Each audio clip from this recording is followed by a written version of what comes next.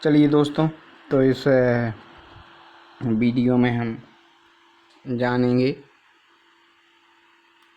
Thermodynamics के कुछ numerical question इसमें हम करेंगे। ठीक है, तो चलते हैं क्वेश्चंस की तरफ। ये हमारे क्वेश्चंस हैं। A resistance of winding in a certain motor is found to be 80 ohms and room temperature 25 Celsius. When operating at a full load under steady state condition, the motor is switched off and resistance of winding immediately. ठीक है, तो सबसे पहले हमें resistance लिख लेते हैं। Resistance कितना है हमारा 80 ओम्स। तो 80 ओम्स हमने रेजिस्टेंस लिख लिया at a room temperature of 25 Celsius. तो रूम टेम्परेचर हमारा कितना है 25 सेल्सियस। तो हम लिख लेते हैं R T temperature of room equal to 25 Celsius equal to कितना होगा 298 केल्विन 298 केल्विन टेम्परेचर होगा। ठीक है, अब पढ़ते हैं। When operating at a full load under steady state condition, the motor is switched off and the resistance of winding immediately measured again. It is found to be 93 ohms. The windings are made up of copper, whose resistance at temperature T is given by RT is equal to R naught कोष्टक 1 plus 0.00393 temperature. ठीक है, ये T जो है temperature है। Where R is resistance of 0 Celsius and find the temperature attend by the coil during the load. ठीक है, तो हम अब क्या करेंगे। सबसे पहले जो दिया हुआ है जहाँ पे मेजर्ड अगेन ये लिखा हुआ है, measured again immediately measured again. ठीक है, तो ये हम लिख लेते हैं। कितने पे ये प्राप्त हुआ 93 ओम्स पे ये मिला। तो आर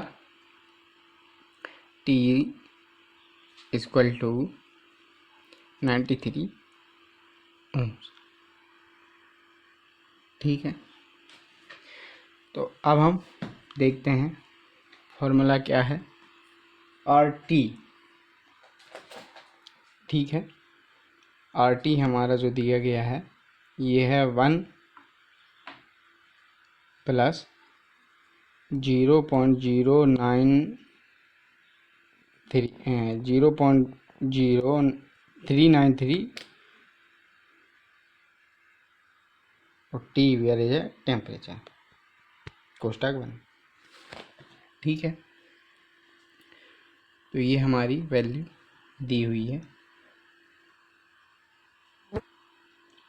तो इसको अब हम सॉल्व करेंगे।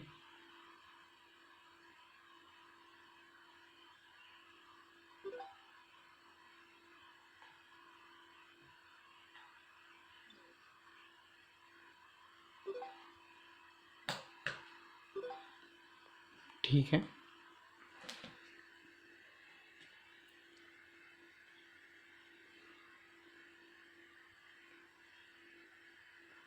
तो हम यहाँ पे देख लेते हैं। The resistance of binding in a certain motor is found to be 80 ohms. तो आर टी की वैल्यू कितनी है 80 and the room temperature is 25। तो यहाँ पे हम आर टी की जगह 80 लिख देते हैं एंड आर नॉट की जगह हम क्या लिख देंगे, ये टेम्परेचर हमको निकालना है। ठीक है, तो आर नॉट की जगह हम क्या लिख देंगे पता नहीं। तो इस आर नॉट को भी निकालना है, तो सेम गलती लिखा गया, इसको डिलीट कर देते हैं पहले।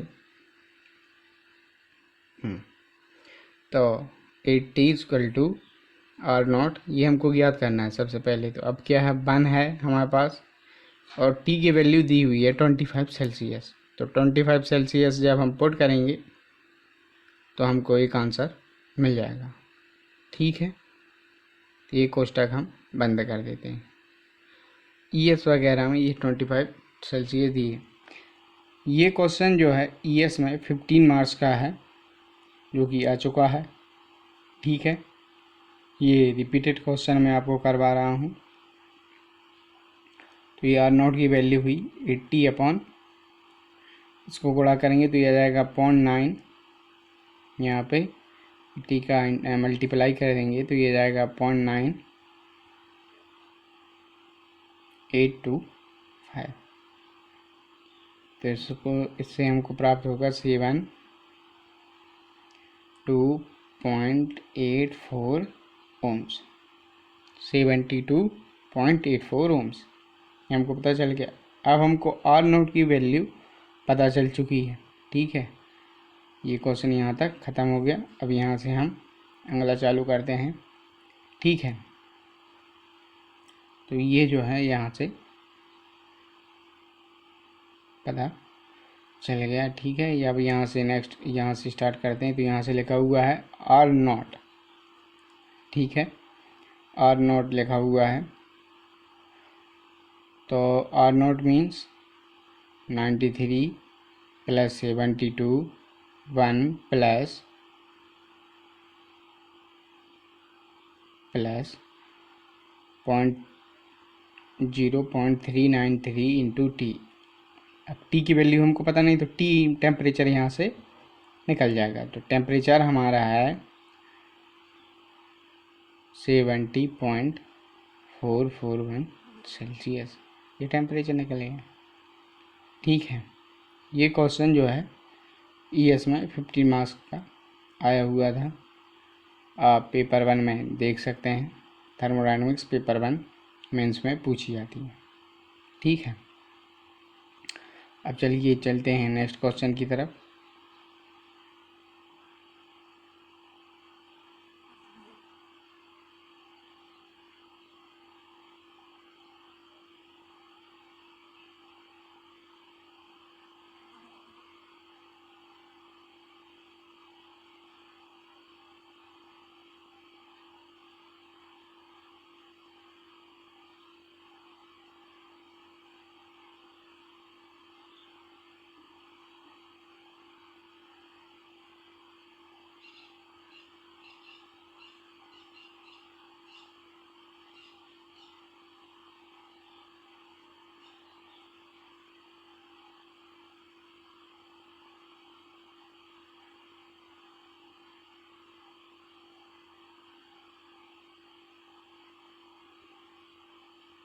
ये हमारा क्वेश्चन आ गया, बस थोड़ा टेढ़ा आया, उसको सीधा कर लेते हैं। यहाँ से ये क्वेश्चन ढूंढते हैं, क्वेश्चन कहाँ गया। मैंने कुछ प्रीवियस वीडियो बनाए हुए हैं, जिन लोगों ने देखे नहीं हैं और डायरेक्ट वो न्यूमेरिकल क्वेश्चन सॉल्व करने आए हुए हैं, तो मैं उनको बता देना चाहता हूँ कि ये जो मैं क्वेश्चन करवा रहा हूँ, ये थर्मोडायनेमिक्स पार्ट 1 पार्ट 2 देखने के बाद ही समझ में आएगा। इसलिए जो बच्चे सीरियस हैं और जिन्होंने पढ़ाई की हुई है, तो वो ये वीडियो जब ही देख पाएंगे, या उनको जब समझ में आएगा जब वो प्रीवियस वीडियो थर्मोडायनेमिक्स के देखें, या जो स्टूडेंट्स ऑलरेडी पढ़े हुई हैं उनको ये क्वेश्चन समझ में आ जाएगा। जब तक हम इसको अपना ब्लैक बोर्ड बना लेते हैं। ठीक है, देखिए वाइट बोर्ड हमारा बन गया, बन के तैयार हो गया। ठीक है, ये हमारा क्वेश्चन हमारे पास आ चुका है। ठीक है, मैं कुछ इम्पोर्टेंट टिप्स बता देता हूँ पढ़ने के लिए। सबसे पहले आप शॉर्ट नोट्स बनाएं। ठीक है, शॉर्ट नोट की मैं एक पीडीएफ आपको बताऊंगा कि शॉर्ट नोट्स कैसे बनाए जाते हैं।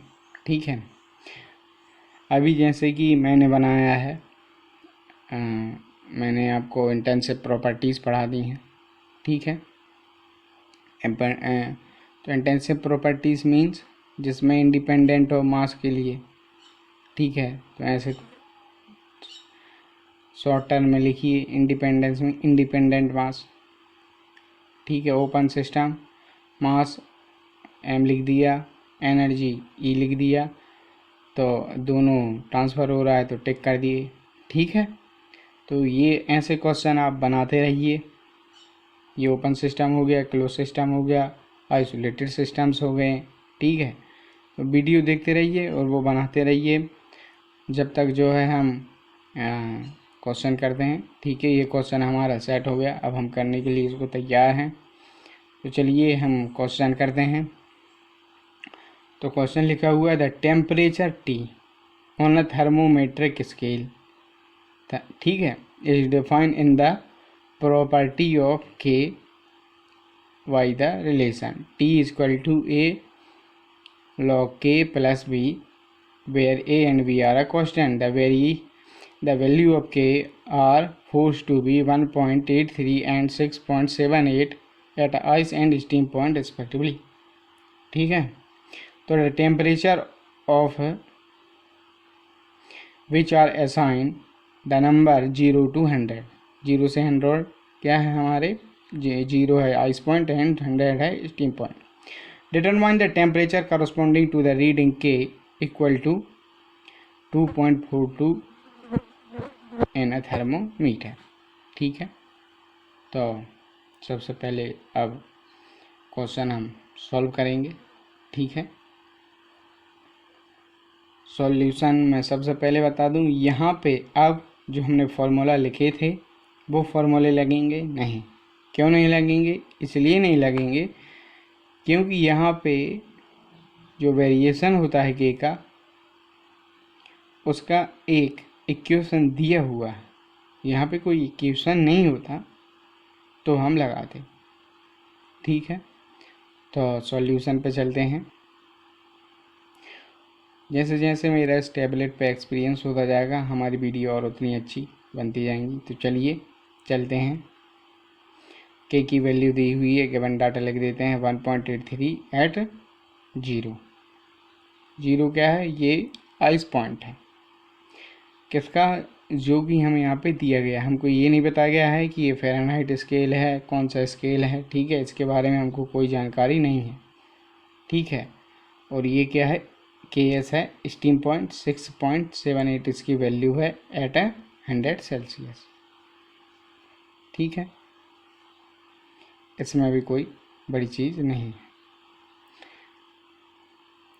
चलिए, तो टी इक्वल टू होता है, जो कि हमको निकालना है, टी इक्वल टू क्या है, के एट 2.42 पे हमको इसको निकालना है।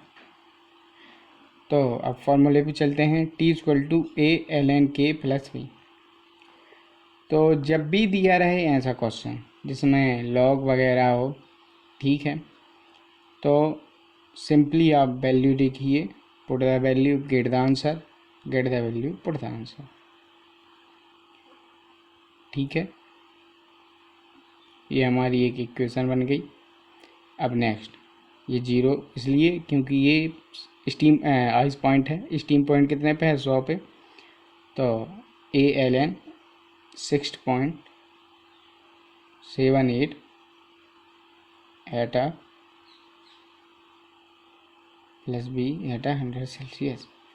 Equation number 1, equation number 2। अब हम इसको क्या करेंगे, एवेल्यूट कर देंगे। ठीक है,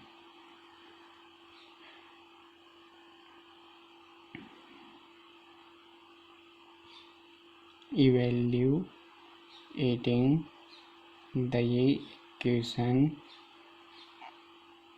1 and 2, we get a is equal to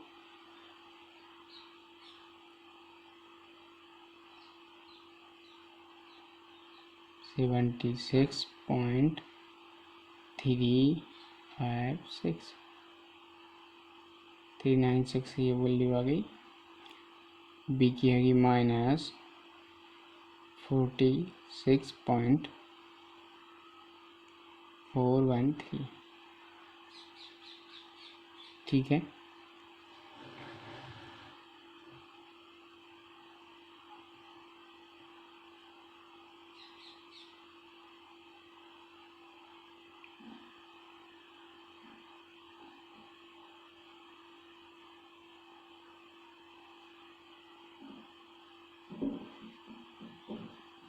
ए की और बी की वैल्यू हमको पता चल गई।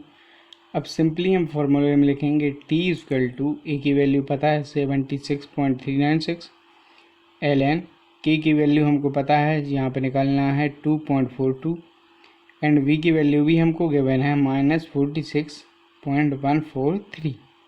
ये वैल्यू लिखेंगे, डायरेक्ट वैल्यू आ जाएगी टी की। तो चलिए स्टार्ट करते हैं।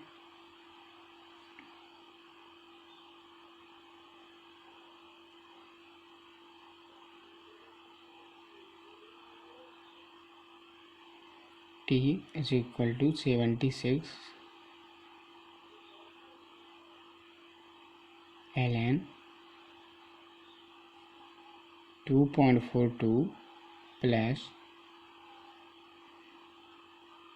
46.143. The value is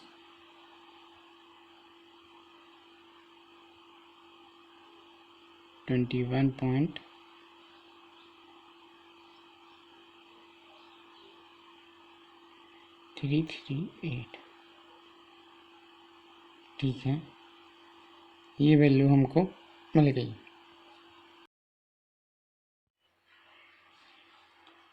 ठीक है, तो यहाँ पे चलते हैं। तो गिवन डाटा हम लिख लेते हैं। गिवन डाटा हमारे पास क्या है, सबसे पहले H है। ठीक है,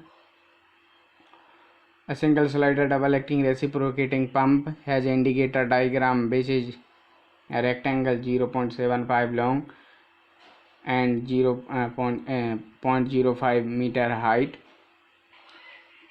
The indicator spring constant of 147 megapascal per minute. The pump run of 50 rpm. The pump slider diameter is इतना and the piston stroke is इतना. Find the rate of kilowatt which the piston does work on the water. ठीक है, तो ये बात आती है। तो सबसे पहले हम एक यहाँ पे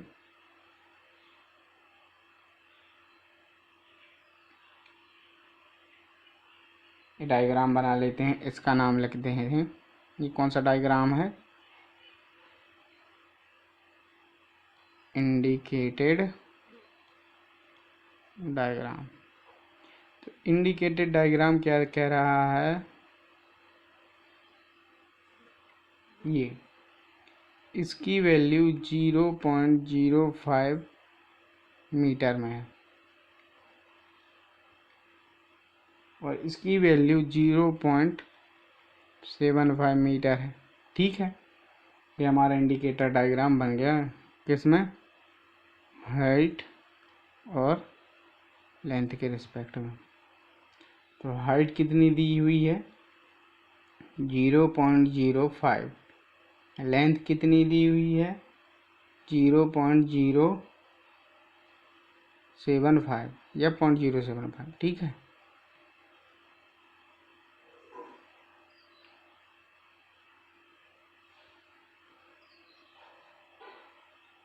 ये एक्स्ट्रा जीरो लग गया। ठीक है, ये हमको दिया हुआ है। पिस्टन स्ट्रोक कितना दिया हुआ है, S इक्वल टू 147 MPa पर मिनट। ठीक है, मेगा पास्कल। डाया दिया हुआ है, डाया कितना दिया हुआ है, 0.15 मीटर एंड लेंथ दी हुई है 0.02। ठीक है, तो अब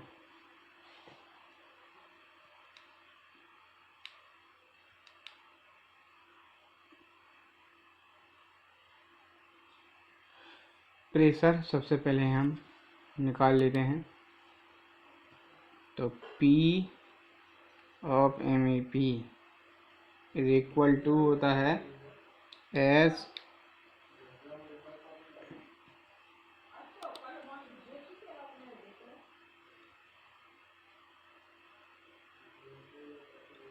क्या होता है,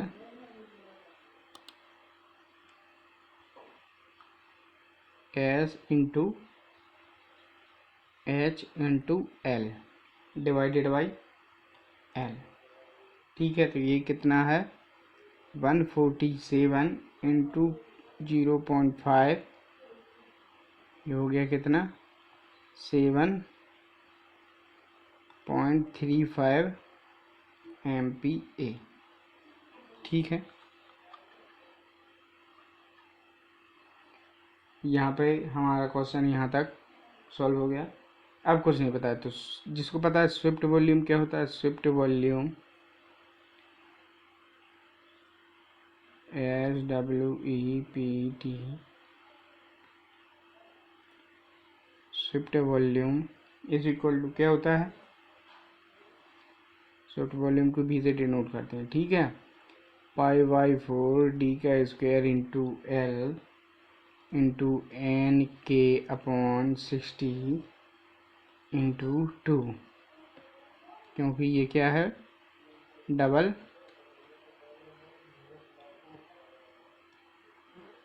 एक्टिंग है। ठीक है, डबल एक्टिंग है तो स्पेस की कमी नहीं है, इसलिए टेढ़ा जा रहा है। स्पेस की कमी होती सीधा जाता है। कईयों के दिमाग में क्वेश्चन चलने लगा होगा। ठीक है, तो π/4 d का स्क्वायर, t दिया हुआ है, l भी दिया हुआ है। ठीक है, n 50 RPM दिया हुआ है, k की वैल्यू ठीक है 1 नहीं दी होगी तो 1, अगर दी होगी तो ठीक है 60 ये दिया हुआ है इंटू 2, तो यहाँ से निकल जाएगा क्या 0.00589 मीटर की घात 3 पर सेकेंड। तो ये हमारी क्या निकल गई, सॉफ्ट वॉल्यूम। अब सॉफ्ट वॉल्यूम निकल गई, क्वेश्चन ख़त्म हो गया। तो work done W, work done क्या होता है, PMP इंटू VS। ठीक है, तो 7.35 इंटू 10⁻³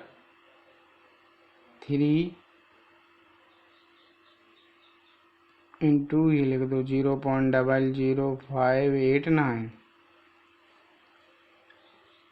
ठीक है, तो हमारा वर्क डन निकल गया कितना 43.25 किलोवाट।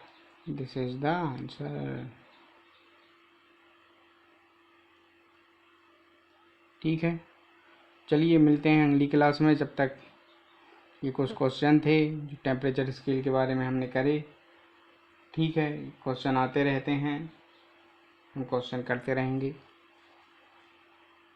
चलिए मिलते हैं, बाय बाय।